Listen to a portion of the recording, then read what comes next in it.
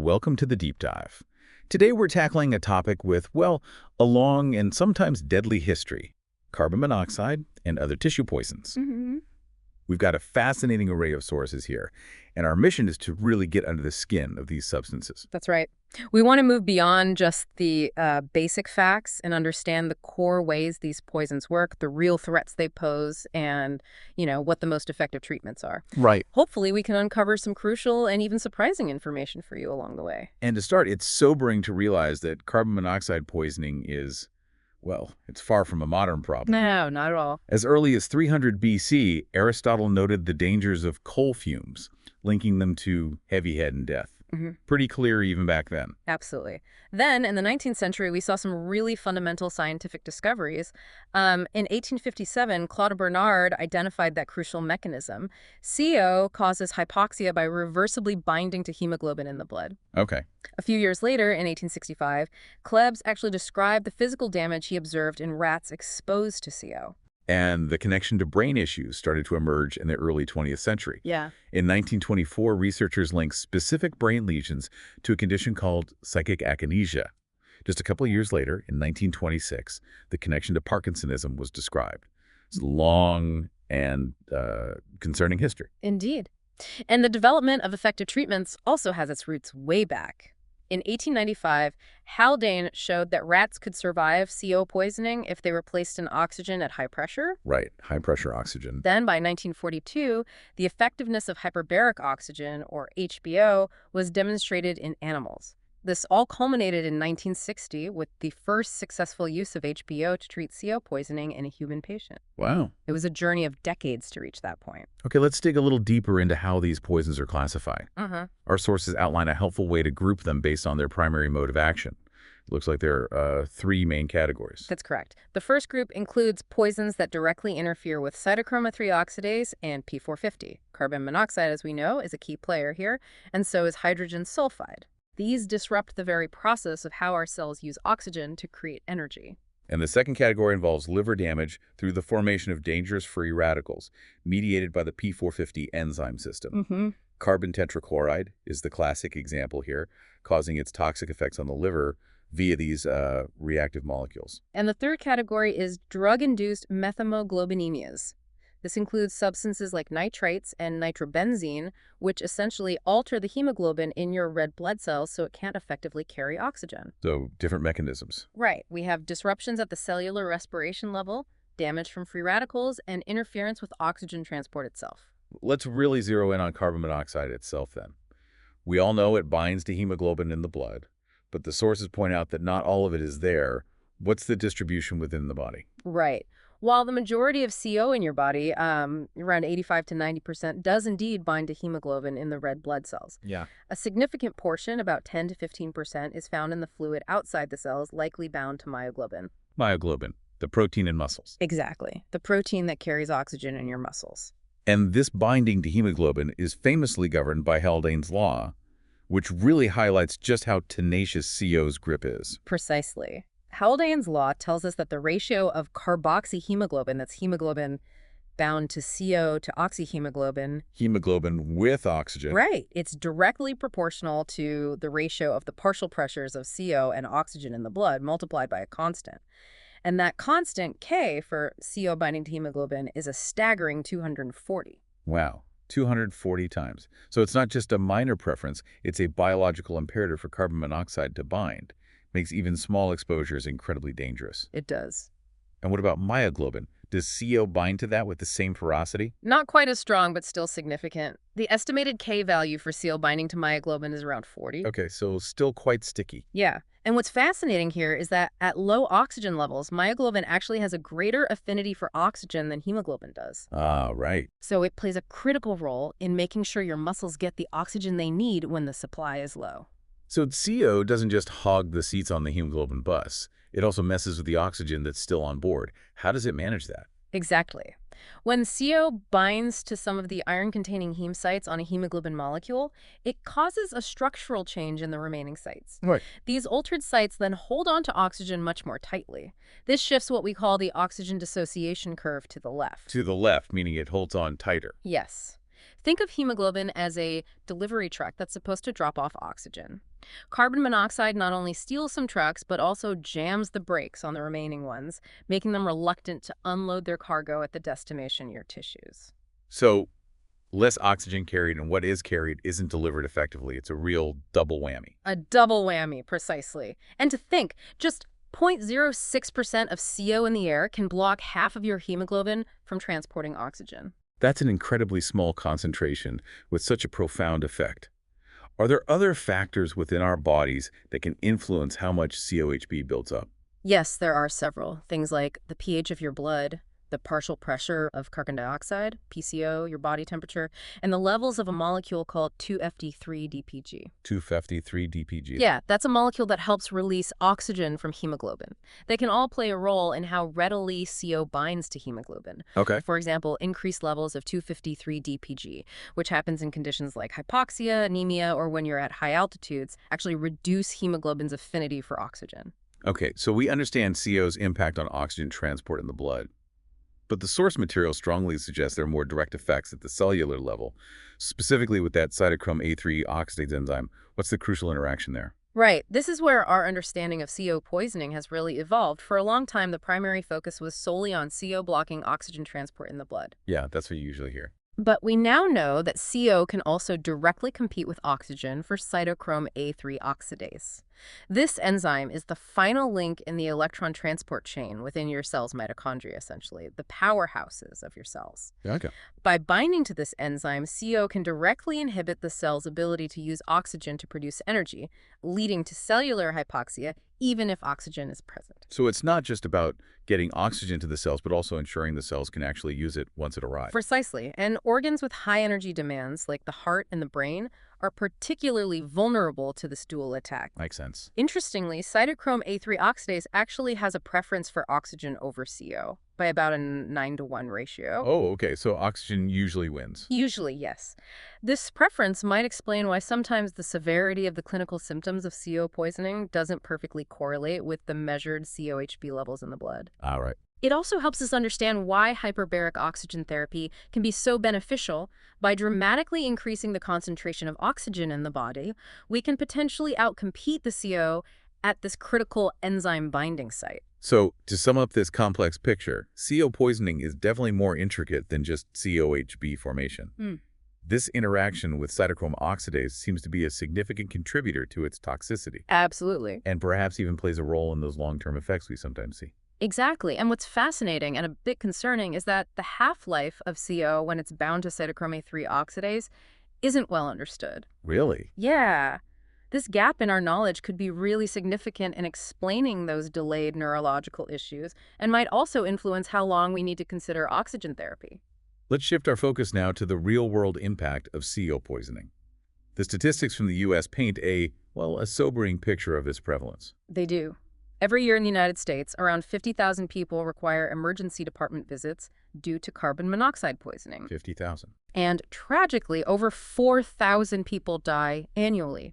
Furthermore, CO is a major factor in fire-related deaths, contributing to more than half of those fatalities, which amounts to approximately another 12,000 deaths each year. Wow. It's a substantial public health problem. And it's not solely a U.S. issue. The source material also highlights some concerning figures from Korea. Yes, surveys conducted in major cities in Korea among households that use charcoal briquettes for heating and cooking, quite common there, Right. have revealed a surprisingly high incidence of CO poisoning, ranging from 5.4% to 8.4%. That's high. It is, and what's particularly troubling is the lack of comprehensive data on what's often referred to as occult CO, poisoning, those instances of chronic low-level exposure that might be contributing to various health problems without being correctly identified as co-related. Right, the insidious kind. We briefly mentioned endogenous CO earlier. Yeah. The CO our bodies produce naturally. Is that ever a cause for concern? Generally, no. Our bodies do produce a small amount of carbon monoxide as a byproduct of normal metabolic processes, typically resulting in carboxyhemoglobin levels of less than 3%. Okay. This level is not considered clinically significant. The real dangers arise from external or exogenous sources of CO. And it seems the primary exogenous source, unfortunately, is automobile exhaust. That's correct. Car exhaust typically contains a significant concentration of CO, around 6 to 10%, and is responsible for approximately 90% of the carbon monoxide monoxide found in urban air. By 90%. Yeah. Tragically, it's also a common and readily available means for suicide, often occurring in enclosed garages with the engine running. We're talking about roughly 2,300 such suicides every year in the United States. It's a grim statistic. It's chilling to consider. And even in everyday urban environments, the levels of CO can be surprisingly high, can't they? Absolutely. At busy intersections, for example, CO concentrations can reach levels of up to 0.03%. Yeah. For individuals who spend time in these areas, especially pedestrians and joggers or manual laborers working outdoors in traffic, carboxyhemoglobin levels can rise noticeably within just an hour. In fact, jogging in heavy traffic for an hour could lead to a 1.5 to 2-fold increase in COHB. Wow. And if you're a smoker in such an environment, your COHB levels could climb even higher, potentially reaching as much as 13%. So even just navigating our daily lives in a city can carry a hidden risk. What about inside our homes? Where are the common sources of CO there? After garages, kitchens are frequently implicated in CO poisoning incidents, particularly due to malfunctioning cooking gas appliances. Right. Faulty stoves? Exactly. These can release CO concentrations ranging from 4 to 14%. Space heaters, especially gas boilers and unvented heaters, are another significant risk. Even natural gas. Yeah, while natural gas is often perceived as a cleaner fuel, incomplete combustion can still produce lethal levels of carbon monoxide. It's responsible for a considerable number of domestic CO poisoning deaths in the U.S. and even in places like England and Wales, despite the widespread adoption of natural gas.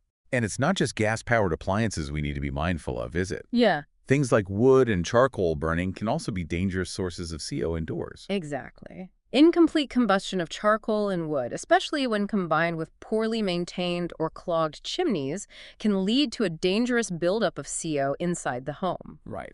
And the increasing trend towards well-insulated, airtight houses, while beneficial for energy efficiency, can unfortunately trap carbon monoxide if a source is present, exacerbating the risk. Makes sense. Traps everything.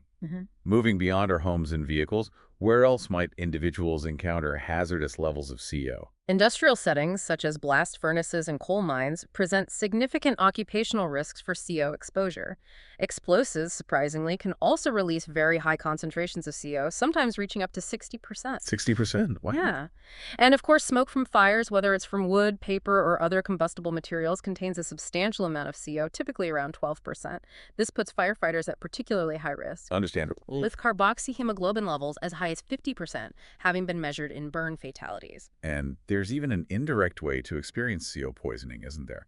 Something related to paint strippers. Yes, methylene chloride, a common solvent found in many paint strippers, can be metabolized by the body into carbon monoxide. Oh, interesting. So even without direct exposure to CO gas, individuals using products containing methylene chloride in poorly ventilated spaces can still develop significant and potentially dangerous levels of carbon monoxide in their bloodstream. Okay, we've discussed how CO binds to hemoglobin and its direct effects on cellular respiration. But the source material hints that the pathophysiology of CO poisoning involves more than just these two mechanisms. Let's revisit myoglobin for a moment. Right. The traditional understanding was that oxygen binds to myoglobin at a bent angle, and because carbon monoxide prefers to bind in a linear fashion, it was largely excluded. Okay. However, more recent spectroscopic evidence has shown that CO can actually fit quite comfortably within the myoglobin binding site, almost perpendicularly. Really? So it does fit? It does. The current thinking is that unbound CO is likely just not positioned in the optimal orientation near the binding site to readily attach.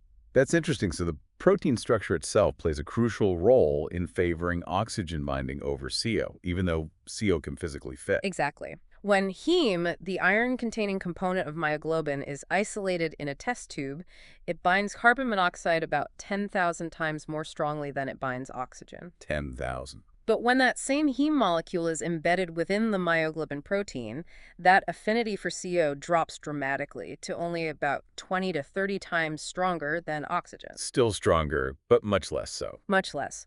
This strongly suggests that the specific protein environment surrounding the heme group actively works to suppress CO binding relative to oxygen. So while CO does bind to myoglobin, is this binding a significant contributor to the overall toxic effects of CO poisoning? Well, while CO does bind to myoglobin, haemoglobin, the primary damage in CO poisoning is still considered to be the result of carboxyhemoglobin formation in the blood, leading to a reduction in oxygen carrying capacity.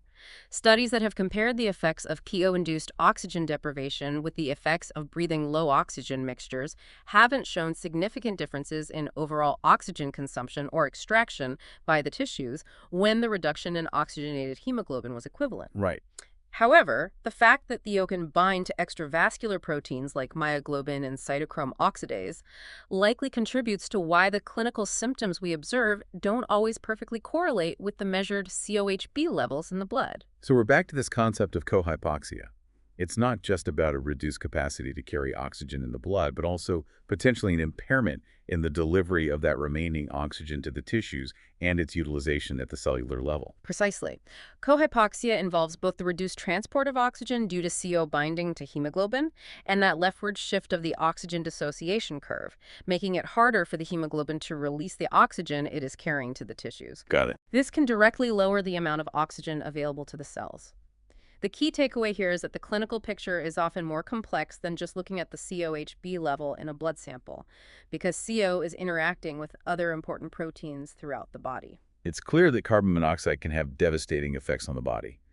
But which specific systems are most vulnerable, and what particular effects do we observe? The systems that have the highest blood flow and the greatest demand for oxygen, such as the brain and the heart, are the primary targets of CO poisoning. Let's begin with the cardiovascular system. We heard earlier that the heart seems particularly susceptible. Yes. Carbon monoxide binds to the muscle tissue of the heart about 3 times more readily than it does to skeletal muscle. 3 times? Yeah. And beyond the formation of carboxyhemoglobin, there's evidence suggesting that CO may have direct toxic effects on the heart muscle itself. At relatively low COHB levels, in the range of 1 to 4%, myocardial blood flow might even increase without causing adverse effects.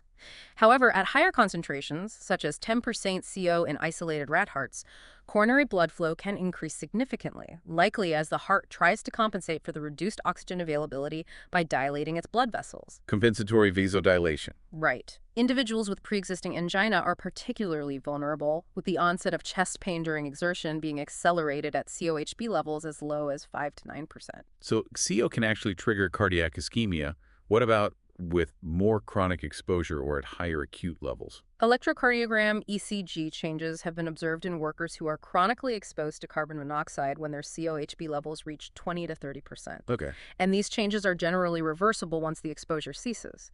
In cases of acute CO poisoning, a variety of ECG abnormalities have been reported, with ST segment depression being the most common finding, and it can sometimes even precede a full-blown myocardial infarction. Other potential ECG abnormalities include arrhythmias, a decrease in the overall voltage of the electrical signals, a prolongation of the QT interval, and various conduction defects. And imaging. Echocardiography, an ultrasound of the heart performed in fatal cases, has shown abnormalities in the movement of the left ventricular wall, which correlate with damage to the papillary muscles within the heart. Uh-huh. And surprisingly, a recent study indicated a 1.85-fold increased risk of peripheral arterial disease in patients who had experienced CO poisoning. Peripheral arterial disease. Yeah, likely due to oxidative stress leading to damage of the endothelial lining of blood vessels and the development of atherosclerosis. That's a concerningly long list of potential cardiovascular complications. What about the blood itself? Does CO have any direct effects beyond binding to hemoglobin? Yes, inhaling carbon monoxide at high concentrations has been shown to increase both the viscosity or thickness of the blood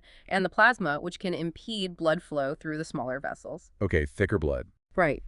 It also decreases the ability of red blood cells to deform, which is important for navigating the narrow capillaries of the mitral circulation. Uh-huh. Interestingly, chronic exposure to CO can lead to erythrocytosis, an increase in the production of red blood cells, as the body attempts to compensate for the reduced oxygen carrying capacity. Body trying to make more carriers. Exactly.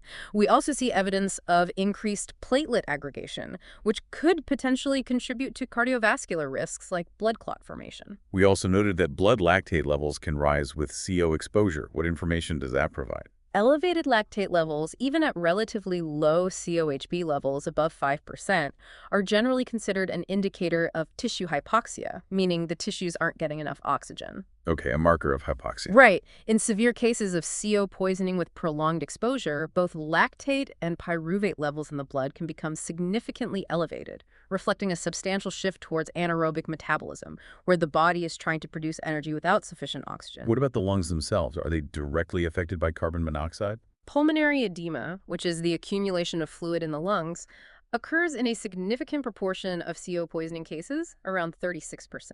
36%. Yeah, and it's thought to be primarily a consequence of the oxygen deprivation. Chest x-rays in these patients often show a characteristic ground glass appearance, indicating fluid in the air spaces. Okay. There can also be a haziness around the bronchioles, the small air passages, and fluid within the alveoli, the tiny air sacs where gas exchange occurs. Additionally, in patients who are unconscious due to CO poisoning, there's a risk of aspiration pneumonia if they vomit and inhale stomach contents into their lungs. It's clear that even seemingly low levels of CO can have a noticeable impact on physical performance. Absolutely.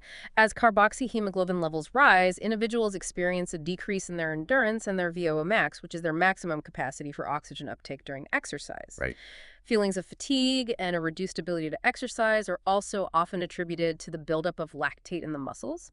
In fact, blood lactate levels above 4 millimol can significantly hinder athletic training and performance. That makes sense. What about our sleep patterns? Does CO exposure have any influence there? Surprisingly, yes. Sleep can be significantly disturbed by exposure to carbon monoxide, even in the absence of noticeable changes in respiratory rate or overall lung ventilation. How so? It's hypothesized that the aortic body receptors, which play a role in regulating circulatory reflexes, are more sensitive to the presence of CO or low oxygen content than the carotid body receptors, which are primarily responsible for controlling breathing. Good. The disruption of sleep might be triggered by signals from these aortic receptors. We also know that severe oxygen deprivation can actually abolish REM sleep, the stage associated with dreaming. The effects on pregnancy are particularly concerning given the vulnerability of the developing fetus. What do the sources tell us about that? Studies conducted on pregnant rats have demonstrated that continuous inhalation of carbon monoxide can lead to a reduction in the weight of the developing fetus. Nope. And this effect is more pronounced during the later stages of pregnancy when the fetus is growing most rapidly. Interestingly, when CO exposure was combined with nicotine, mimicking the effects of cigarette smoke, the reduction in fetal weight was even greater. Studies on newborn animals have also suggested that acute exposure to CO can alter the function of neurotransmitters in the brain, and some of these alterations can persist long after the exposure. Increased hyperactivity in young rats has also been linked to CO exposure during the neonatal period. So the fetus is definitely at increased risk. Yeah. What about other organ systems, like our muscles and skin? In severe cases of CO poisoning, compartment syndromes can develop in the lower extremities. Compartment syndromes. Yeah, these occur when swelling and pressure build up within a confined muscle space, potentially leading to muscle necrosis and nerve damage. Skin blisters have also been reported in CO poisoning, possibly due to early cell death in the endocrine glands, sweat glands, and later in the basal layer of the epidermis, the outermost layer of skin. This might be triggered by a temporary lack of oxygen due to pressure on the skin, followed by a reactive increase in blood flow. That's quite a diverse range of effects we're seeing across different systems. Are there any other notable impacts on specific organs? Yes, there have been reports of extensive ischemia, meaning insufficient blood flow, and even infarction or tissue death in the bowel in fatal cases of CO poisoning. A bowel, too. Yeah.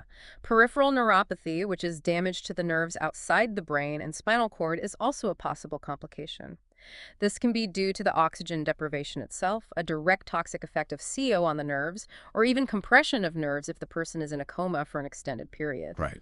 The visual system can also be affected with measurable decreases in light sensitivity and the ability to adapt to darkness, and these deficits can persist even after CO has been eliminated from the bloodstream, suggesting some level of tissue retention. Lingering effects. Exactly.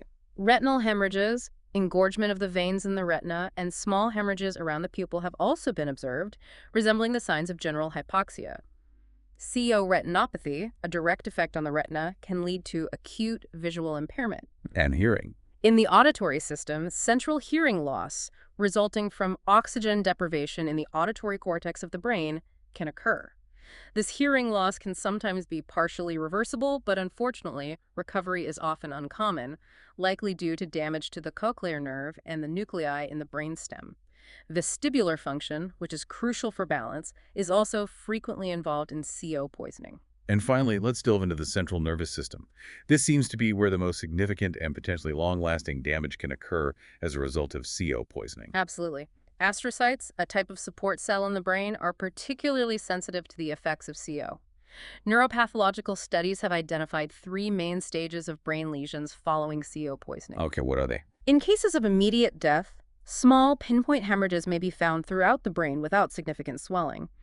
In individuals who survive for hours or days after the exposure, cerebral edema or swelling of the brain develops, and we often observe necrosis or cell death in specific areas deep within the brain, notably the globus pallidus and the substantia nigra. Those are key areas for movement control, right? Exactly. In patients who succumb to delayed complications weeks later, the edema has typically subsided, but degenerative changes and demyelination, the loss of the protective covering of nerve fibers, are evident. Demyelination. It's like an MS. Similar process, yes. Computed tomography, CT, scans of the brain, can often reveal necrosis of the globus pallidus as an area of low density. Other areas like the corpus callosum, hippocampus, and substantia nigra may also be affected. And later on, in the later stages, cerebral atrophy, a shrinkage of brain tissue, can be seen on CT scans, and this often correlates with a poor neurological recovery. Damage to the white matter, which is composed of nerve fibers, is considered a significant factor in the development of Parkinsonism following CO poisoning. And the precise underlying mechanisms responsible for this brain damage are still being fully elucidated, aren't they? Yes, while the initial damage is clearly linked to hypoxia, the tendency for specific brain regions like the globus pallidus and substantia nigra to be preferentially affected suggests a more complex interplay of factors. Right. Many researchers believe that it's a form of cerebral hypoxia that is exacerbated by relative ischemia, a reduction in blood flow to the brain. Okay. Carbon monoxide is known to damage the blood-brain barrier, Yeah. particularly in the white matter regions that drain venous blood, and this can lead to localized edema and a self-perpetuating cycle of hypoxia, edema, hypoxia. A vicious cycle. Exactly. What's particularly perplexing is that delayed neurological deterioration can occur even after carboxyhemoglobin levels in the blood have returned to normal. And what are the current theories about what drives this delayed damage?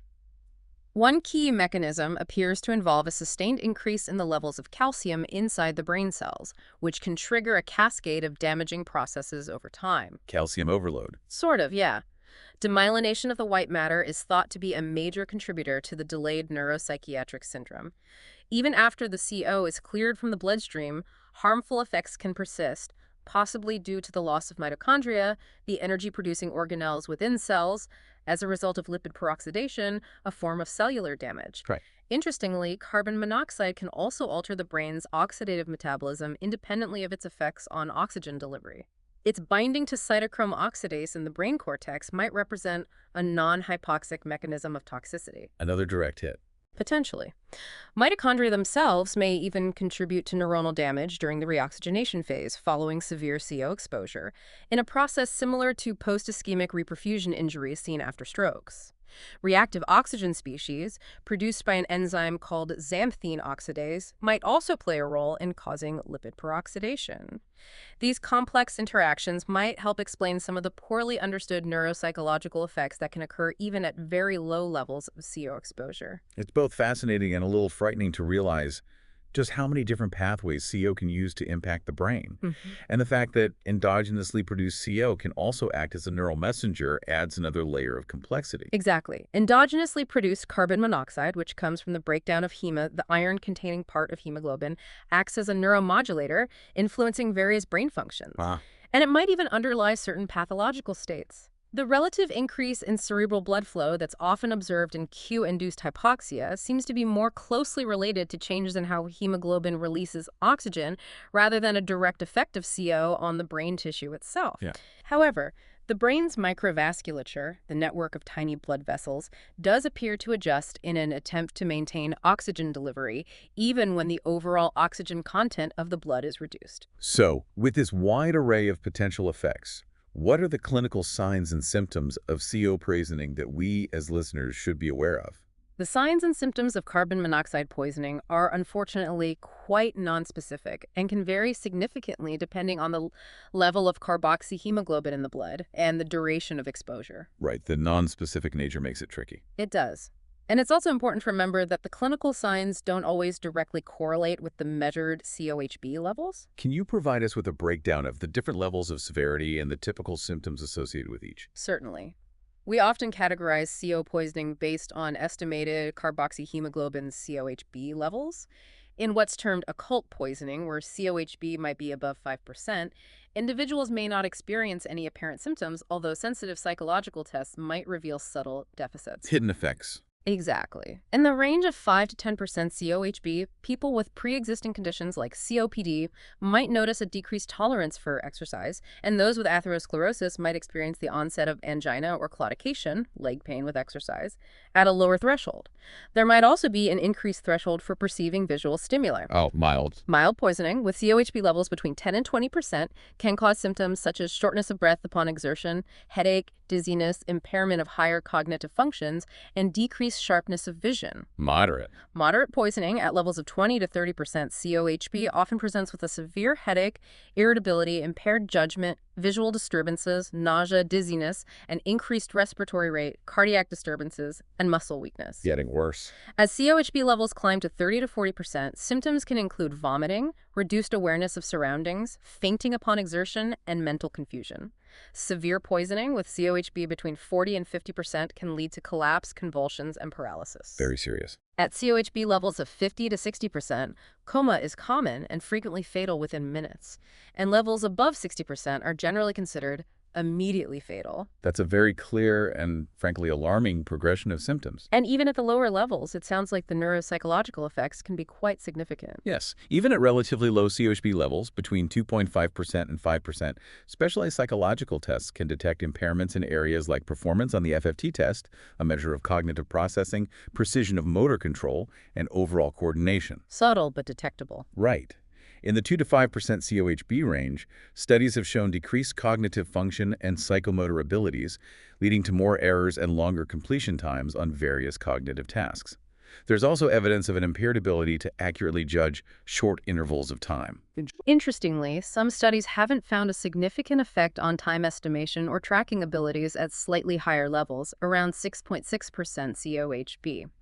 However, overall, feelings of fatigue and decreased alertness leading to reduced performance on tasks have been reported even at relatively low environmental concentrations of COA, such as 100 parts per million for a few hours. Right. As we discussed earlier, higher COHB levels can result in impaired consciousness, coma, and seizures. It's important to note that there's some variability in the findings across different research studies, which highlights the complex nature of these effects and individual differences in susceptibility. And what about the delayed neuropsychological sequelae? These are the secondary symptoms that can emerge weeks or even months after the initial exposure, even after someone seems to have recovered. These delayed sequelae are a major concern following carbon monoxide poisoning. Even after apparent recovery from the acute phase, a range of debilitating neurological and psychiatric symptoms can develop days, weeks, or even up to 2 years later. 2 years. Wow. Yes.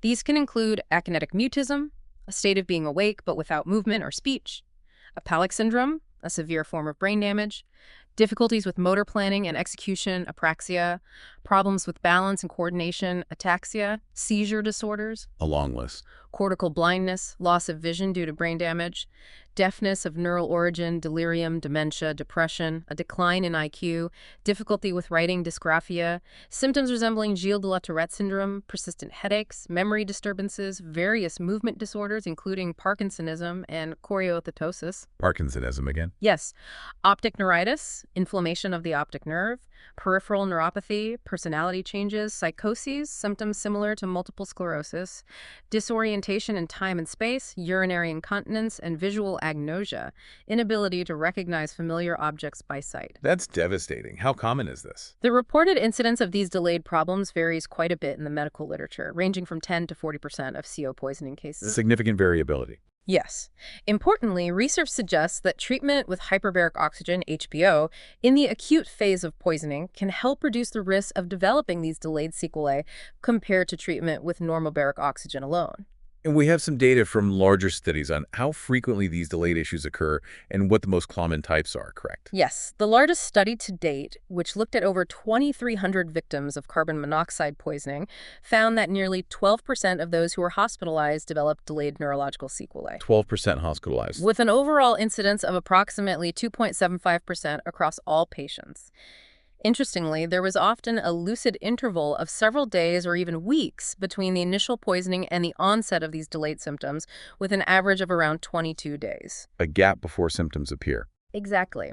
The most frequently reported symptoms were mental deterioration, urinary incontinence, difficulties with walking or gait disturbances, and mutism. The most common signs observed by clinicians, often indicative of Parkinsonism, included a masked facial expression, the glabellar sign, an abnormal reflex when tapping the forehead, the grasp reflex, increased muscle tone, a short-stepped gait, and a tendency to fall backward when pushed gently. Retropulsion. Notably, this study did not identify any major contributing factors to the development of these sequelae other than the initial oxygen deprivation and the patient's age. Age and the initial insult. Right. The encouraging news is that in the patients who were followed over time, about 75% experienced a recovery of their symptoms within 1 year. Given that the early symptoms of CO poisoning can be quite vague, how do medical professionals actually go about making a diagnosis? In the early stages, especially when carboxyhemoglobin COHB levels are below 10%, the symptoms are often minimal and nonspecific. A suspicion of CO poisoning should really arise when a patient presents with suggestive symptoms, coupled with a history of potential exposure to a source of carbon monoxide and the specific circumstances in which they were found. History and context are key. Absolutely. In cases of strong suspicion, treatment might even be initiated before the results of laboratory tests become available. What are some of the common pitfalls that can lead to a missed or delayed clinical diagnosis of CO poisoning? There are several important pitfalls to be aware of. Firstly, as we've said, the severity of symptoms doesn't always directly correlate with the measured COHB levels in the blood. Right. Secondly, the classic cherry red color of the skin and lips, often associated with CO poisoning, is actually quite rare, especially at COHB levels below 40%, and in individuals who are also experiencing cyanosis, a bluish discoloration due to lack of oxygen. But don't rely on the cherry red sign. Definitely not. Pre-existing medical conditions can also complicate the picture by exacerbating certain symptoms or mimicking those of CO poisoning. Surprisingly, rapid breathing, or tachypnea, is often absent. Why is that? Because the carotid body, the main sensor for low oxygen, primarily responds to the partial pressure of oxygen in the blood, not necessarily the overall oxygen content. Oh, okay. Consequently, CO poisoning is frequently misdiagnosed as other conditions such as psychiatric illness, migraine headaches, stroke, alcohol intoxication or delirium tremens, heart disease, or food poisoning. Lots of potential misdiagnoses. Yes, in infants, CO poisoning is particularly easy to miss, so it's important to consider it in the differential diagnosis of unexplained neurological symptoms, especially in children who are passengers in a car. Sometimes a thorough investigation, almost like detective work, is needed to identify the source of the CO. Plain detective. And using a helpful mnemonic like CHOPD, standing for community, home, hobbies, occupation, personal habits, diet, and drugs, can aid in taking a comprehensive environmental history. You mentioned occult CO poisoning earlier. What are the key characteristics that might lead a clinician to suspect that? Occult CO poisoning refers to a syndrome of more chronic, lower-level exposure to carbon monoxide.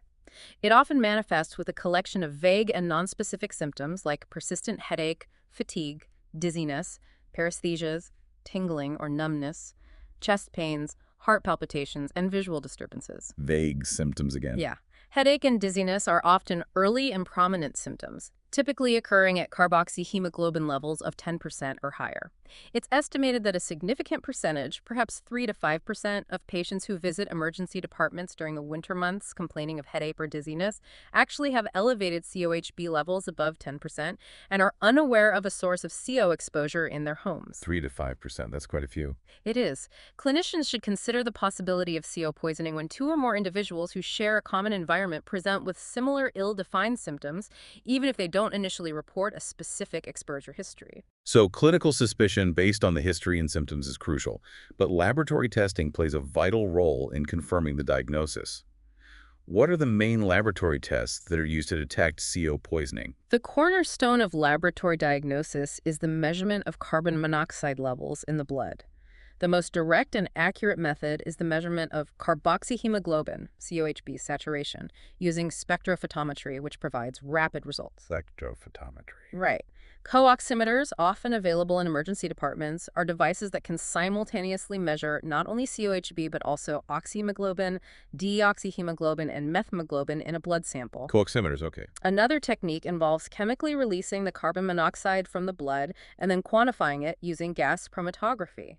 It's also possible to measure the concentration of carbon monoxide in a patient's exhaled air using gas chromatography, which typically yields results in parts per million, ppm, ranging from 0 to 500. Exhaled air, too. Yes. Beyond these CO-specific tests, arterial blood gas analysis and measurement of lactic acid levels can provide important information about the patient's overall oxygenation and the presence of tissue hypoxia. Blood gases and laxate. Right. Screening for other potential intoxicants, such as drugs and alcohol, is also often performed. Basic biochemical tests to assess levels of certain enzymes like CK, LDH, AST, ALT, and serum glucose can provide clues about organ damage. A complete blood count is also usually obtained. Standard workup. Yes. Depending on the clinical presentation, other tests like an electroencephalogram, EG, to assess brain electrical activity, an electrocardiogram, ECG, to evaluate heart function, and various brain imaging studies such as CT, MRI, SPECT, and PET scans, as well as magnetic resonance spectroscopy, MRS, and neuropsychological testing may be indicated. And how do clinicians interpret the carboxyhemoglobin COHB levels they get from these blood tests? What's considered significant? Generally, a COHB level above 10% is considered diagnostically significant for carbon monoxide exposure, and levels above 30% are typically considered serious and indicative of significant poisoning. 10% significant, 30% serious. Right. However, it's absolutely crucial to remember that the patient's clinical signs and symptoms are the primary factors in determining the severity of the poisoning and guiding treatment decisions. The COHB level is a helpful piece of the puzzle, but shouldn't be the sole determinant. Treat the patient, not the number. Exactly. Treatment may need to be continued even if the COHB levels return to normal if the patient's symptoms persist. Once a patient has been removed from the source of exposure for more than approximately 8 hours, further routine COHB sampling is generally not necessary. Okay. COHB measurements are particularly valuable for confirming the diagnosis, especially in cases where the history is unclear, and they are also essential for establishing a definitive diagnosis in cases of death. Are there any potential pitfalls or limitations in relying solely on COHB measurements for diagnosis and management? Yes, there are several important limitations. Carboxyhemoglobin levels can be normal initially and may not reflect the true extent of the toxic insult if there has been a significant delay in obtaining the blood sample after the patient has been removed from the source of CO exposure. Delay can lower the reading. Correct. Similarly, if the patient has been given supplemental oxygen, even briefly, before the blood sample is drawn, this can artificially lower the measured COHB level. Oxygen therapy before the test map. It does. Another potential pitfall is attempting to calculate COHB saturation indirectly from the partial pressure of oxygen, PO arrow, in an arterial blood gas sample using a nomogram. This method can be grossly inaccurate in the presence of carbon monoxide. Why? Especially if the patient isn't experiencing significant dyspnea, as the arterial PRO can be deceptively normal, leading to a falsely high calculated oxyhemoglobin saturation. So direct measurement is key. Absolutely. What about those other blood chemistry tests like lactate and glucose? Can they provide additional useful information in CO poisoning? Yes. Elevated levels of lactate, pyruvate, and glucose in the blood often correlate with the duration and severity of carbon monoxide exposure and tend to be more pronounced in cases of prolonged acute exposure. Okay. Hyperglycemia, an elevated blood glucose level, can occur as part of the body's stress response to the poisoning. Interestingly, studies have shown a correlation between both blood lactate levels and COHB levels, with changes in the patient's level of consciousness, and these measurements can be helpful in defining the indications for hyperbaric oxygen therapy. We've touched on electroencephalography, EEG, a few times. What types of abnormalities might be observed on an EEG in a patient with CO poisoning? EEG recordings in patients with CO poisoning can show a variety of diffuse abnormalities in brain electrical activity. These can include the presence of excessive slow wave activity, such as theta and delta waves, which are typically associated with drowsiness or impaired brain function. Low waves. Right. In severe cases, the overall voltage of the EEG tracing might be low, sometimes with intermittent periods of spiking or even electrical silence. Rhythmic slow wave patterns may also be observed. Okay. Any advanced techniques? More advanced techniques like topographic quantitative EEG, which maps the electrical activity across the surface of the scalp, are showing promise in characterizing both the acute and long-term effects of CO poisoning on brain function. Quantitative EEG. Yes, longitudinal quantitative EEG studies have reported findings such as elevated absolute power across all frequency bands, most prominently in the alpha and theta ranges, regional increases in slow delta activity, particularly in the posterior temporal, parietal, and occipital regions. Specific regional changes. Right. Increased relative alpha power in the prefrontal cortex, decreased relative alpha power in the prefrontal cortex, and a pronounced decrease in interhemispheric coherence, indicating reduced communication between the two halves of the brain. Less communication between hemispheres. Exactly. Additionally, multimodality evoked potentials, which measure the brain's electrical responses to specific stimuli, can be sensitive indicators of brain dysfunction and may provide some prognostic information. However, the latencies of the N75 and P100 components of pattern shift visual evoked potentials, PSVEPs, have not proven to be particularly sensitive for guiding acute treatment decisions in CO poisoning. And neuropsychological testing seems to be a crucial component in thoroughly assessing the cognitive impact of CO poisoning. Absolutely. Carbon monoxide poisoning can result in a spectrum of cognitive effects, impacting various domains such as memory, intellectual abilities, executive functions like planning and problem solving, and visuospatial skill. Broad cognitive effects. Yes. A range of standardized neuropsychological tests have been specifically designed or adapted for use in this patient population.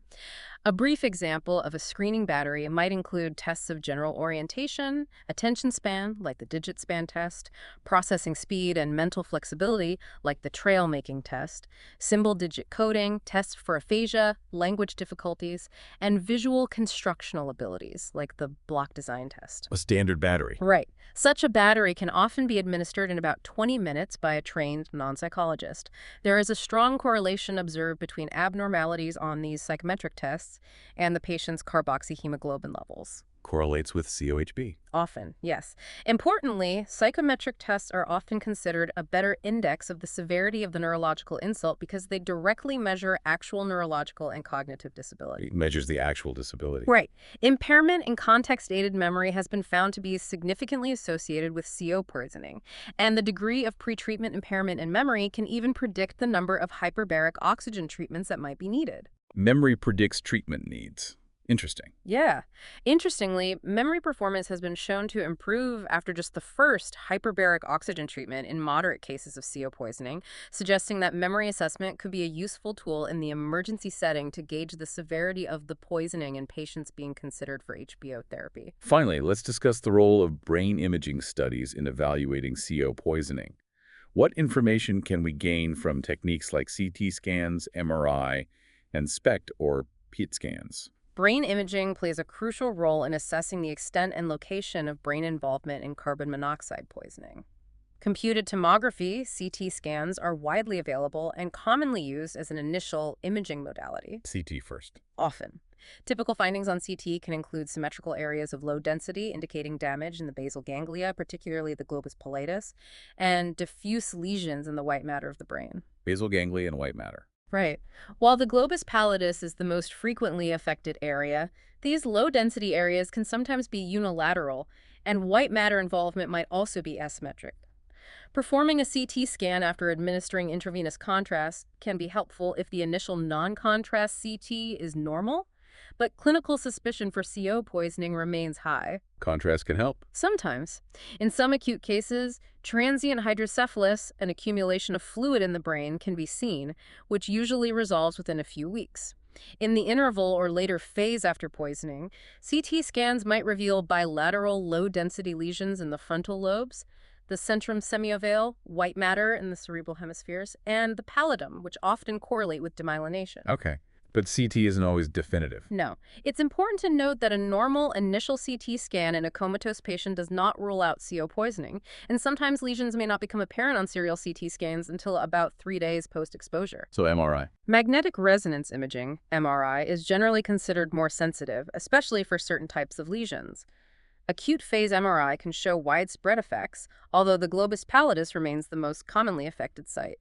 MRI is considered more sensitive than serial CT in detecting the bilateral edematous lesions in the globus pallidus that occur in acute CO poisoning. Better for those pallidus lesions. Yes.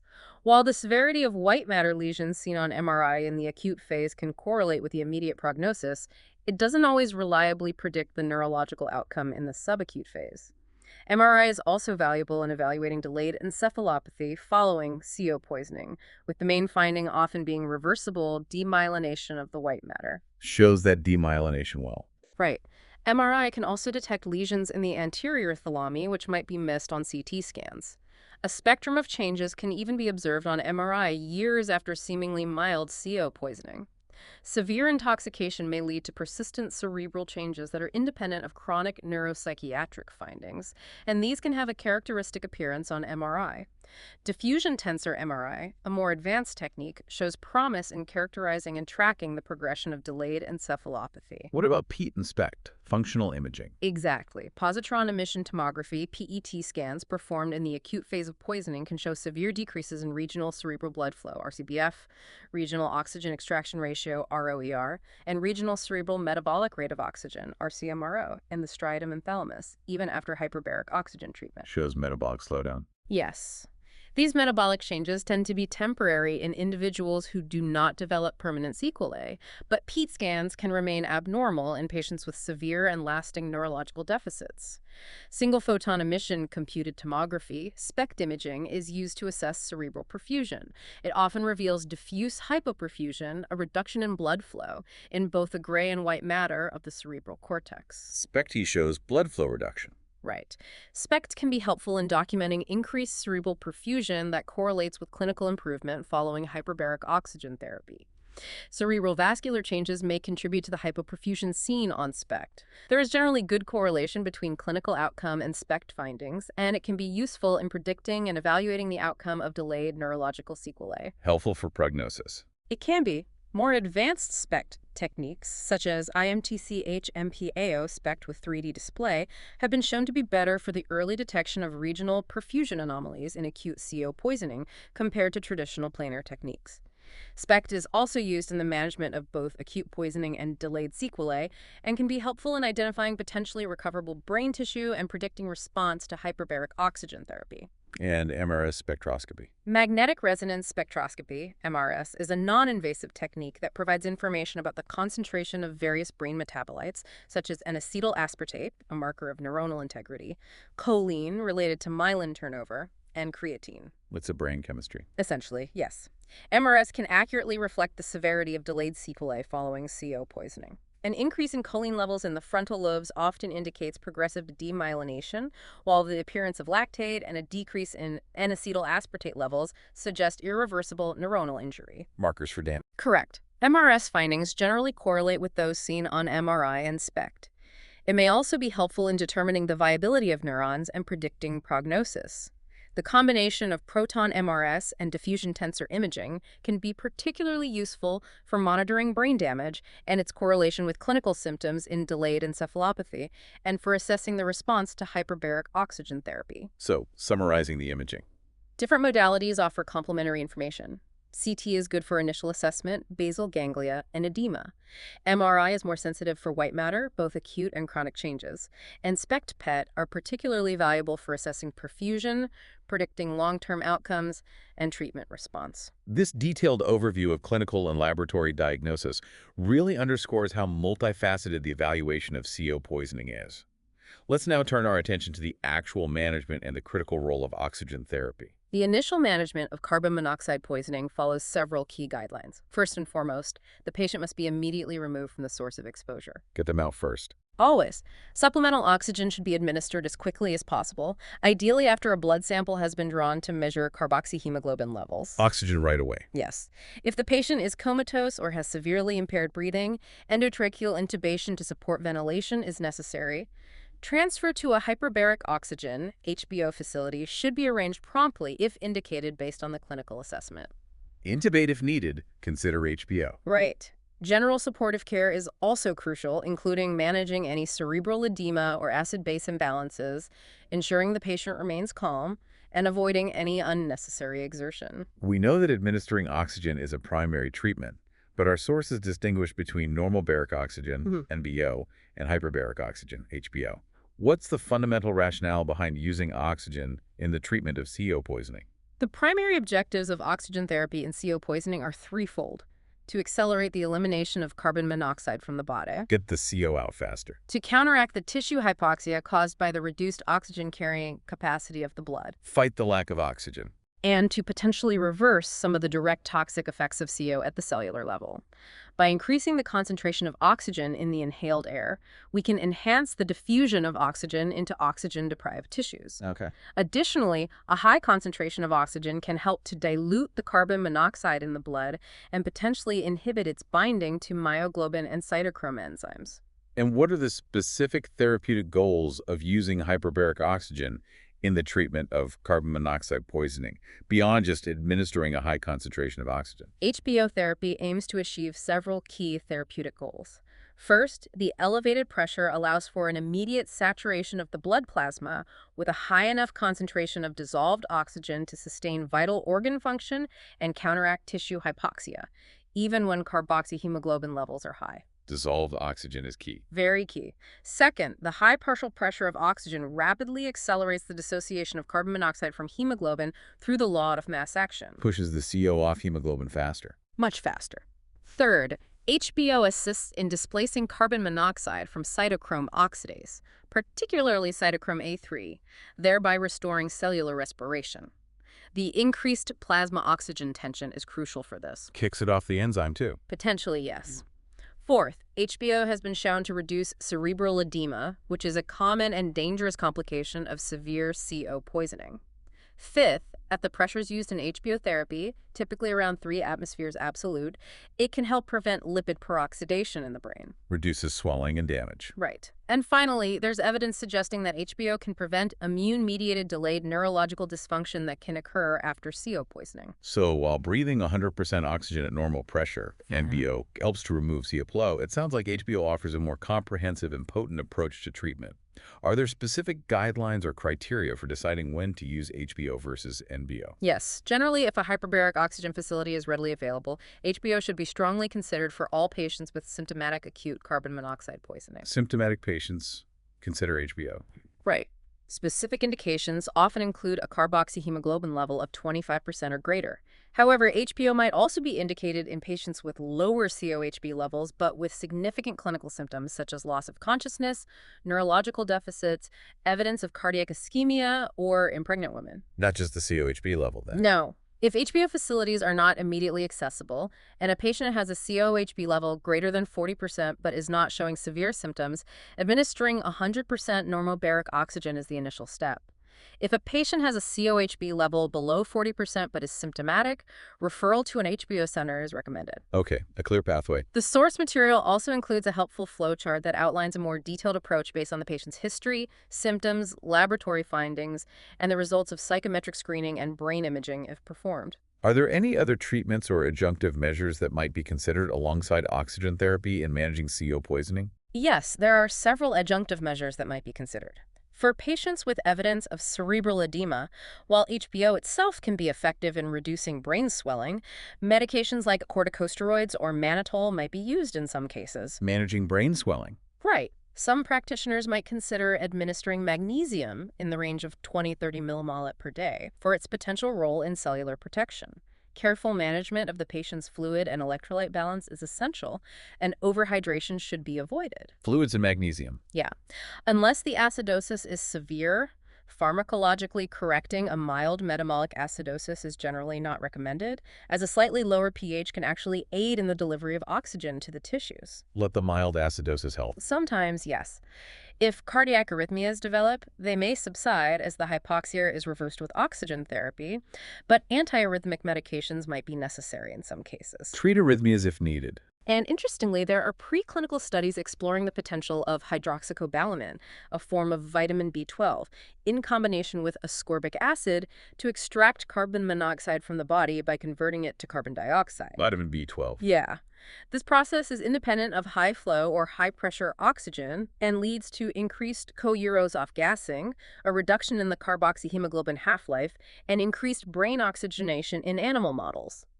Reduced B12 has potential as an injectable antidote, but this is still investigational. We've discussed the rationale behind HBO in detail.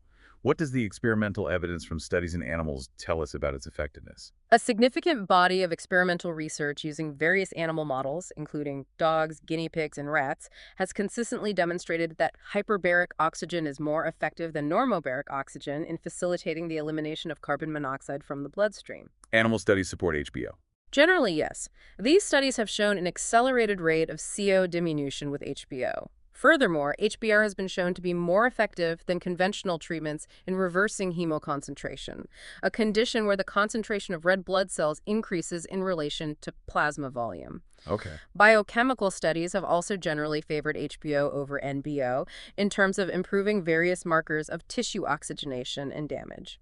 Animal studies have confirmed the accelerated clearance of carboxyhemoglobin with HBO and have even proposed specific HBO therapy protocols based on the severity of CO poisoning observed in the animals. Right. Notably, in a study involving rats with induced carotid artery occlusion, mimicking a condition with reduced blood flow to the brain, HBO significantly reduced both mortality and neurological morbidity compared to NBO. And what about the evidence from clinical studies conducted on human patients who have suffered carbon monoxide poisoning? Open-label clinical studies in humans have generally reported high rates of recovery in co-poisoned patients treated with HBO across a range of initial severities and patient populations. Human studies also look promising.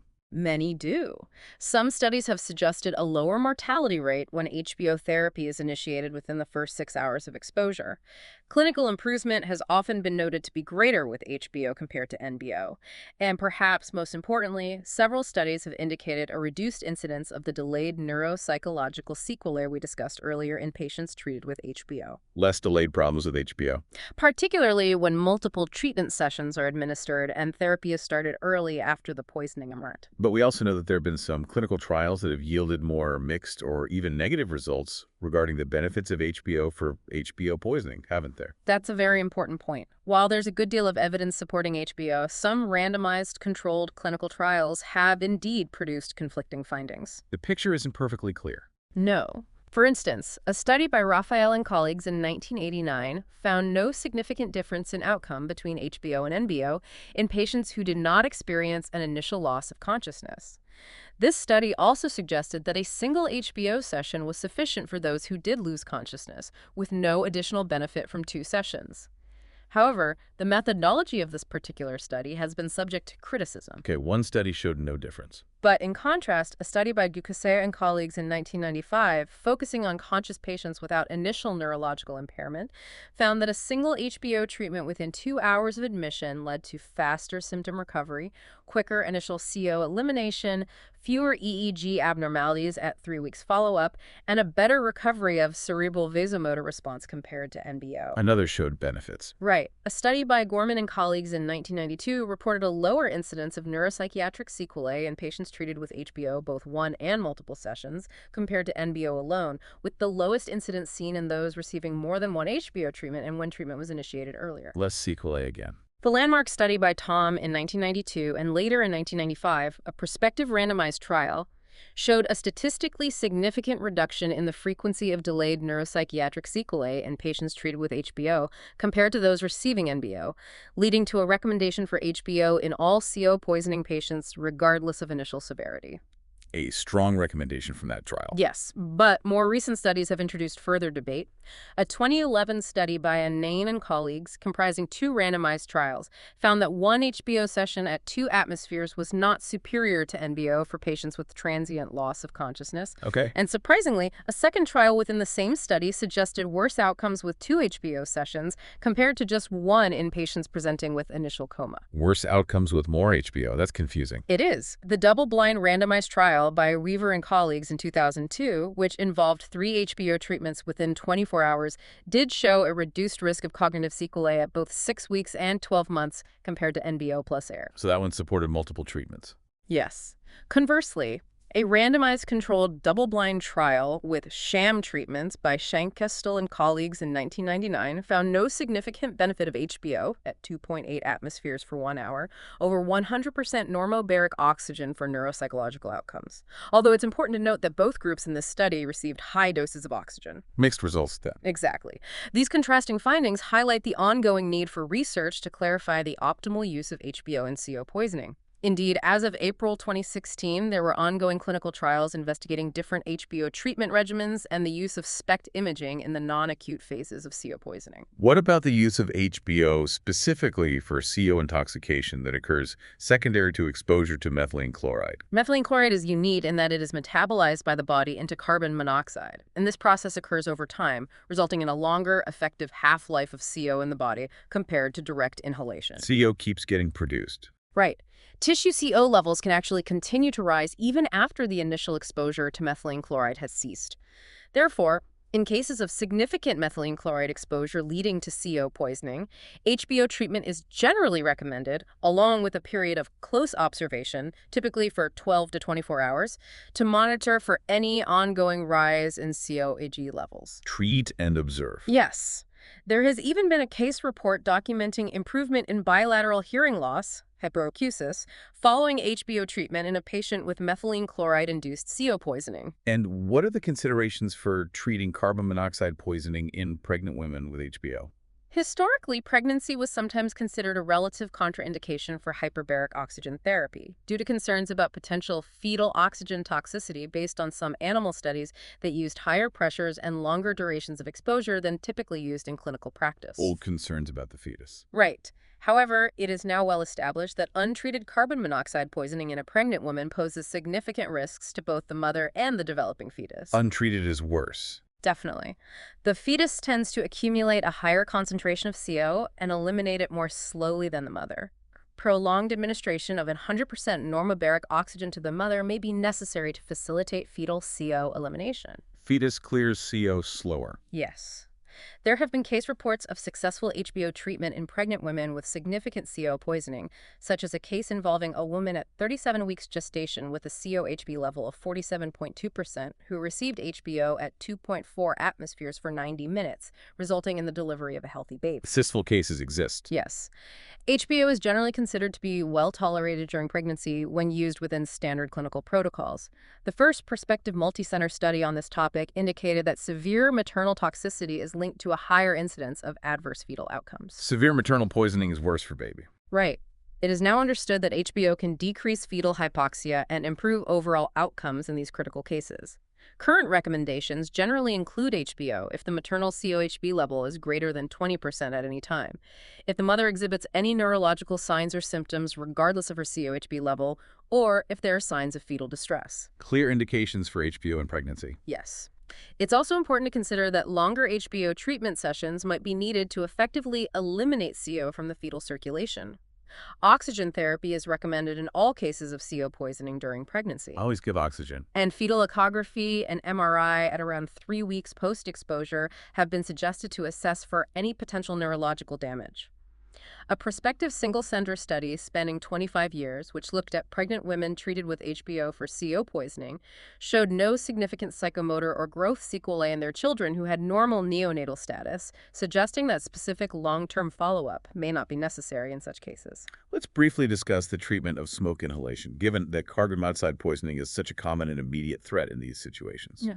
Smoke inhalation involves exposure to a complex mixture of toxic substances, with carbon monoxide intoxication often being the most immediate and life-threatening component. CO is the first big threat. Exactly. Current practice guidelines generally recommend that unconscious, combative, or unresponsive patients with smoke inhalation should be transported to a hyperbaric facility if one is available. During transport, they should receive 100% oxygen. Get them to HBO if possible. Right. If the patient has a carboxyhemoglobin level greater than 20%, and has relatively limited body surface burns, less than 20%, it's often advised to treat with HBO first and then transfer the patient to a burn center, unless the HBO facility is co-located with the burn center. A typical HBO protocol in this situation might involve treatment at 2.8 atmospheres absolute for 46 minutes. HBO first if burns aren't too bad. Correct. Patients with extensive burns, greater than 10% of body surface area, should typically be prioritized for initial transfer to a burn center for burn-specific management. Interestingly, experimental studies have shown that HBO can lessen pulmonary edema resulting from smoke inhalation and inhibit the adhesion of neutrophils, a type of white blood cell involved in inflammation, to the blood vessels in the lungs. Anti-inflammatory effects, too. It seems so. This suggests that some of the benefit of HBO in smoke inhalation might be related to these anti-inflammatory effects rather than solely to the prevention or treatment of carbon monoxide poisoning. Finally, what can be done to prevent or treat the late neurological sequelae that can develop after CO poisoning?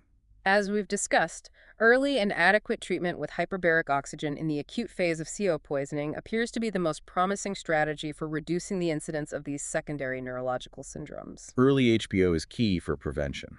It seems to be. Some clinicians advocate for more intensive HBO treatment regimens in the belief that this may further minimize the risk of late sequelae, although the optimal duration and pressure of HBO therapy are still being investigated. Still debating the best HBO protocol. Yes, because the half-life of carbon monoxide bound to cytochrome A3 oxidase, which is thought to play a key role in these delayed effects, is not well understood. Further research is needed to optimize HBO protocols for preventing these long-term complications. Need to understand that enzyme binding better. Exactly. HBO has also been used in some cases to treat established late sequelae, and there have been reports of improvement in brain blood flow and even reversal of cognitive deficits with HBO, even when treatment is initiated after the acute phase. Can treat lead problems too? In some cases, yes. Controlled clinical trials generally support the notion that HBO, but not normobaric oxygen, can reduce the incidence of delayed neurological sequelae. Persistent abnormalities on brain imaging studies following acute CO poisoning and HBO treatment may indicate a higher risk of developing neuropsychiatric sequelae. Imaging might predict risk. Possibly. A study by Chen and colleagues in 2016 showed that improvement in regional cerebral blood flow after HBO treatment correlated with functional recovery in patients with cheo-induced akinetic mutism who had cortical and subcortical brain lesions. It sounds like there are still some ongoing debates and areas of uncertainty surrounding the use of HBO for carbon monoxide poisoning. Absolutely. Even strong proponents of hyperbaric oxygen therapy acknowledge that the poor correlation sometimes seen between the initial clinical manifestations of CO poisoning and the measured carboxyhemoglobin levels means that COHB alone is not a definitive guide for therapy. COHB isn't the whole story. No. It's likely that the neurological effects are also significantly influenced by the uptake of carbon monoxide into tissues, which isn't directly reflected by blood levels. The efficacy of HBO likely stems from multiple mechanisms beyond just hastening the dissociation of carboxyhemoglobin, Other mechanisms at play. including potentially improving mitochondrial metabolism, inhibiting lipid peroxidation, and reducing the adhesion of neutrophils to the blood vessels in the brain, as demonstrated in animal studies. Despite some conflicting results from randomized controlled trials, the overall body of evidence suggests that HBO is the only therapy that has been shown to minimize the risk of delayed neurological sequelae. Only HBO shown to reduce sequelae. According to the bulk of evidence, yes. It's worth noting that normobaric oxygen should generally not be used between multiple HBO treatment sessions due to the potential risk of oxygen toxicity at normal atmospheric pressure. Don't use MBO between HBO sessions. Right. The consensus among experts is that HBO has a definite role in the management of carbon monoxide poisoning, but treatment decisions should be based on a comprehensive clinical assessment rather than solely on COHB levels. Clinical picture guides treatment. Exactly. A recommended approach is to consider HBO for all cases of severe CO poisoning, regardless of the initial COHB level, and for all pregnant patients with CO poisoning, regardless of the severity of their signs and symptoms. The use of more than one course of HBO for persistent coma remains controversial. Still debate on multiple treatments for coma. Yes, a pressure between 2.5 and 3 atmospheres absolute seems to be an appropriate range for HBO therapy in CO poisoning. There's also some suggestion that magnesium, acting as a calcium antagonist, might help prevent late neurological sequelae, but this requires further research. We spent a significant amount of time focusing on carbon monoxide. Let's now briefly touch upon some of these other tissue poisons that were outlined in our sources. Cyanide is well known for its rapid and lethal action. What role might HBO play in treating cyanide poisoning? Cyanide is, rapidly acting and highly lethal. It exists as a gas, hydrogen cyanide, prussic acid, or in liquid or solid salt forms. Inhalation of as little as 100 milligrams of hydrogen cyanide gas can be instantly fatal, Instantly fatal. while ingestion of 300 milligrams of a cyanide salt acts more slowly.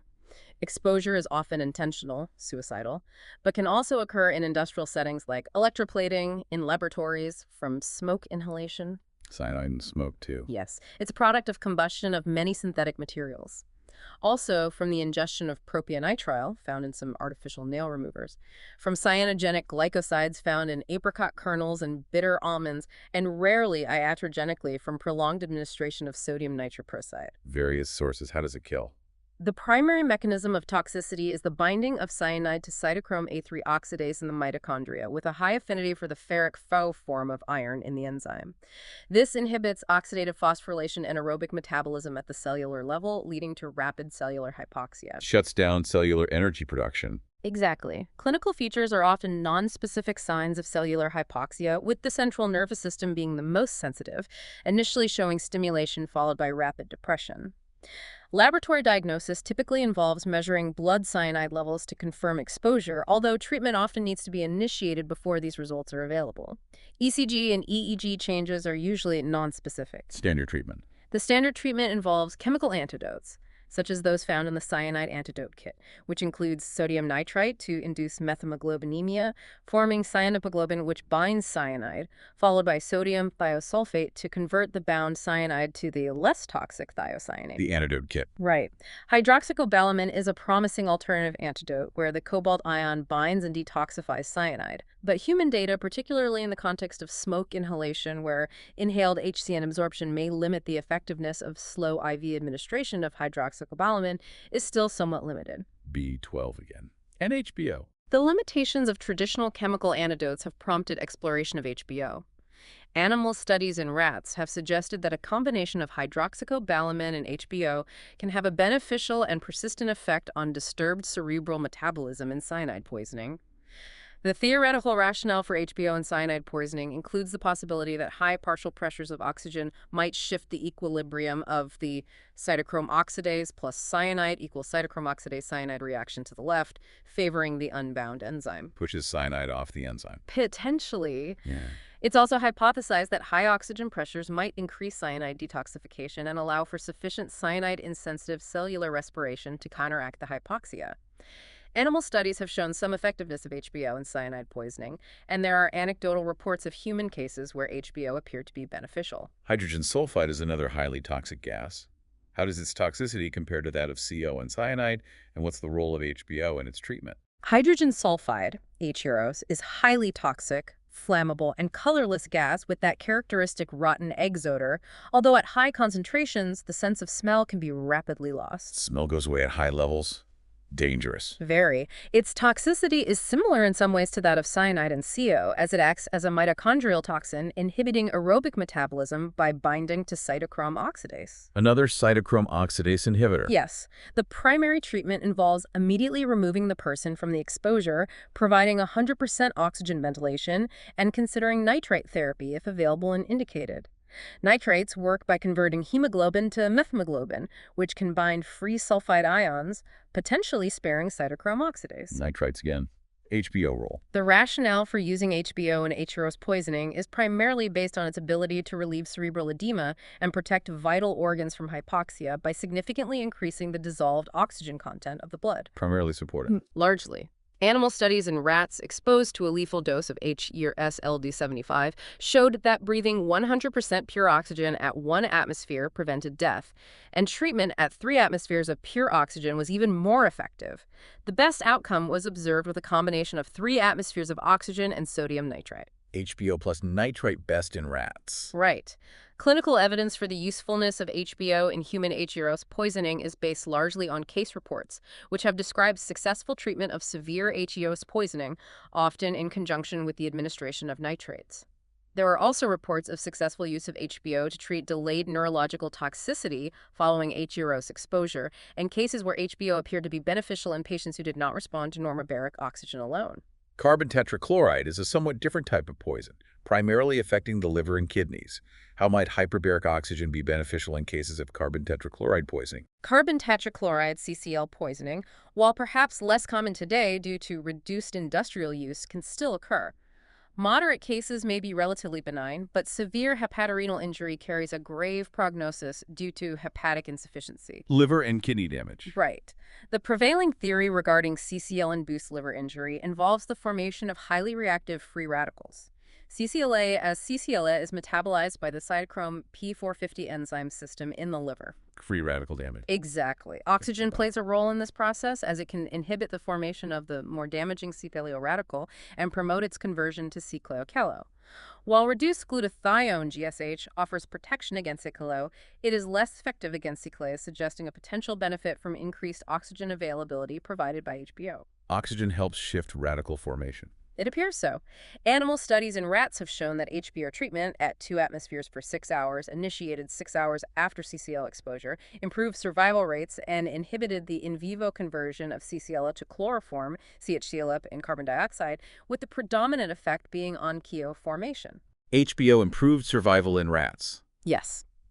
Other animal studies have also demonstrated lower mortality rates and less impairment of liver function in CCl-poisoned animals treated with HBO.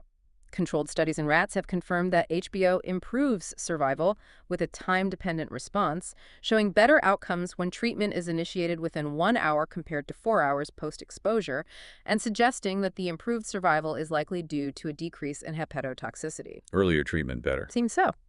While the exact protective mechanisms of HBO on the liver in this context are not fully understood, HBO has been used successfully in human cases of CCl poisoning. Given the lack of a fully satisfactory conventional treatment for severe CCl poisoning and the evidence from animal and some human cases, HBO appears to be a useful adjunct. Combining HBO with free radical scavengers like vitamin E, particularly if administered before or concurrently with HBO, may also be beneficial. Finally, let's briefly discuss methylmoglobinemias, which involve a different kind of impairment in oxygen transport. Normally, the iron in the heme portion of deoxyhemoglobin must be in the ferrous-fast state to reversibly bind oxygen. In methylmoglobinemia, this iron is oxidized to the ferric fast state, rendering it incapable of binding oxygen. Iron gets stuck in the wrong state. Exactly. The process of oxygenation itself involves a partial electron transfer to the bound oxygen, transiently making the iron partially FeO and the oxygen a superoxide anion, a free radical. Methylmoglobinemia can be caused by exposure to various oxidizing substances, including nitrates and nitrites found in some foods and medications, as well as many drugs and chemicals like nitrobenzene and nitrates used recreationally, poppers. Caused by oxidizing agents. Right. Individuals are usually asymptomatic until methylmoglobin levels rise significantly, at which point cellular hypoxia can occur in all tissues. Death typically occurs at methylmoglobin levels around 70%. Diagnosis involves demonstrating the presence of methylmoglobin in the blood and identifying the causative agent. The standard treatment is methylene blue, which helps to reduce the ferric iron back to its functional ferrous state. However, hyperbaric oxygen can be a useful adjunct, particularly in severe cases, or when methylene blue is contraindicated or ineffective. HBO as an adjunct again? Yes. Comparative studies in animal models have shown that HBO is the most effective antagonist to the lethal effects of sodium nitrite, both with and without the use of methylene blue.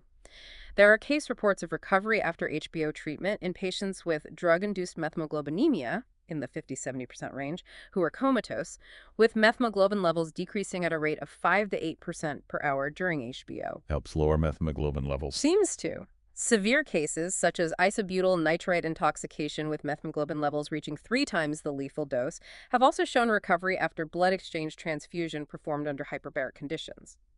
In another severe case of methylmoglobinemia, 68% due to nitrites and poppers combined with ethanol, treatment with toluidine blue followed by HBO-enhanced methemoglobin reduction and rapid tissue reoxygenation. And very quickly, what about some other miscellaneous poisons like organophosphorus compounds? Organophosphorus compounds are used as pesticides and as nerve agents like soman and sarin. Their primary mechanism of toxicity involves the inhibition of acetylcholinesterase, leading to an accumulation of acetylcholine at nerve synapses. Nerve agents and pesticides. Right. The mainstays of management include drugs like atropine sulfate, sodium bicarbonate to alkalinize the blood, and sometimes magnesium sulfate as an adjunctive therapy. Neurotoxicity is a significant concern with these agents. Rabbit studies involving paraoxin, an organophosphorus insecticide, have shown that it induces hypoxia and uncompensated metabolic acidosis, and that hyperbaric oxygen treatment at 3 atmospheres for 2 to 4 hours can considerably prolong survival in these animals. HBO prolongs survival in rabbits. Yes. However, the specific role of HBO in managing the long-term neurotoxicity associated with organophosphorus poisoning requires further investigation. And to briefly summarize our discussion of these other tissue poisons, For poisons other than carbon monoxide, the evidence supporting the use of HBO is often based on anecdotal case reports and findings from animal studies, as conducting large-scale controlled clinical trials in these critically ill patients can be ethically and logistically challenging. less robust evidence for these. Generally, yes. In general, HBO should be considered as a supportive measure in addition to standard conventional treatments. The liver, being a major site of metabolism, is a frequent target for toxins that are activated by drug-metabolizing enzymes, leading to injury by binding to cellular components and altering their function. Hepatocytes, the main cells of the liver, are particularly susceptible. Liver often takes the hit. Right. Interestingly, HBO appears to have a more pronounced beneficial effect on toxic liver damage caused by toxins that undergo oxidative biotransformation compared to those that don't require such activation. However, some research suggests that HBO might potentially increase necrosis from compounds that undergo oxidative biotransformation, such as thioacetamide, aflatoxin, and dimethylnitrosamine. Although prolonged hyperoxia may be able to overcome and inhibit this effect in some circumstances. Complex interactions with liver metabolism. Very complex. Well, this has been an incredibly comprehensive exploration into the world of carbon monoxide and other tissue poisons. It's clear that these substances exert their toxic effects through a variety of intricate mechanisms, and our understanding of both their dangers and the most effective treatments, particularly the evolving role of hyperbaric oxygen therapy, is constantly being refined. Indeed. From the historical observations of Aristotle to the sophisticated understanding of cellular respiration and the complex picture of delayed neurological sequelae, the journey of discovery in this field has been both fascinating and, at times, quite sobering. Yeah. The fact that a seemingly simple molecule like carbon monoxide can have such far-reaching effects, impacting everything from our cardiovascular and neurological systems to the health of a developing fetus, is particularly striking. It really is. And the ongoing research and sometimes conflicting findings surrounding hyperbaric oxygen therapy highlight the challenges and the continuous pursuit of optimal treatment strategies for these dangerous exposures. It certainly prompts you to consider the other, less obvious environmental factors that might be subtly influencing our health in similarly complex and perhaps underappreciated ways. Hopefully, this deep dive has encouraged you, our listener, to think more critically about the air you breathe and the potential hidden hazards in our everyday surroundings. We encourage you to delve further into the sources we've discussed today and to explore the ongoing research in this vital area of toxicology. It serves as a powerful reminder that even seemingly simple substances can have profound and intricate effects on the human body. And our quest to fully understand and effectively combat these threats is an ongoing endeavor.